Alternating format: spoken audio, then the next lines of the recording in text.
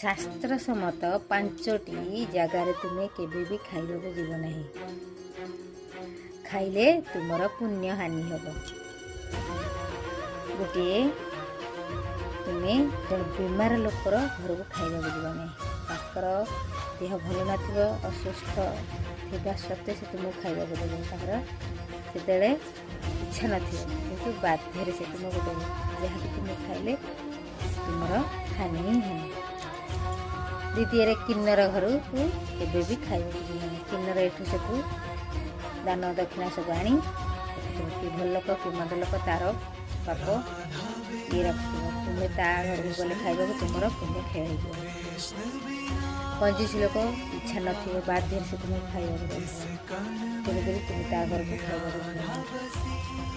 जो मैंने आमिष रंधन करते जीव हत्या कर मांस प्रस्तुत कर खाऊे निजे तुम्हें घर खाइबा जीव सी भी पाप कर तुम भी न खाइले तुमको पाप भोग पड़ो। पापर भागीदार हवा पड़ो। तो आउ जड़े किए कि शुद्ध कारबार कर शुद्ध चक्रबुद्धि सह आणुव। जो लोक शुद्ध दे से खुशी मन में केवे शुद्ध देन से शुद्ध को जदि से रखी रंधन करके तुमको तार धन रे तुमको खाइबा दौथ तुम्हें खाइले तार पापरे तुम्हें भागीदार हम।